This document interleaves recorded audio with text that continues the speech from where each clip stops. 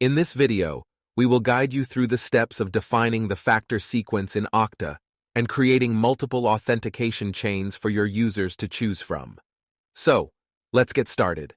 First, you will need to log into the Okta admin console with your administrator account credentials. Navigate to the Security tab from the top menu and select the Authentication option from the drop-down. Click on the Sign-On tab, which will take you to the Sign-On policy settings.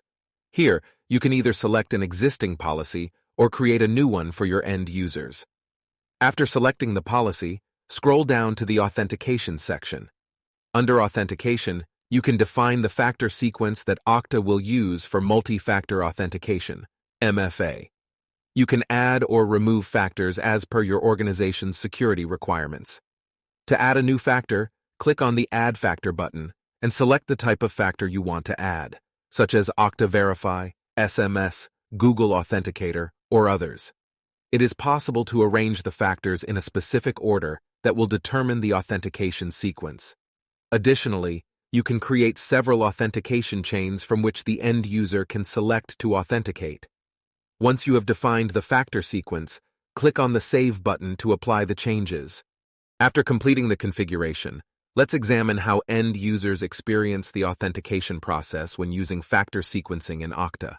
First, enter your username on the login page provided by your organization.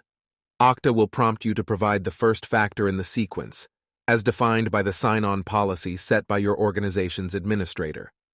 This factor could be a password, a security token, or a biometric factor. After successfully authenticating with the first factor, Okta will prompt you to provide the second factor in the sequence. Continue providing the required factors in the sequence as prompted by Okta until all factors have been provided. If your organization allows it, you can also select additional factors from the drop-down list provided by Okta to authenticate yourself, even if they are not part of the required sequence. Once you have successfully provided all required factors in the correct sequence, Okta will grant you access to your organization's resources. Congratulations! You have now learned how to define a factor sequence in Okta and understand the end-user experience of using factor sequencing. By configuring factor sequences, you can add an additional layer of security to your organization's login process and ensure that only authorized users can access sensitive information. For more information on Okta and its capabilities, be sure to check out the Okta support playlist.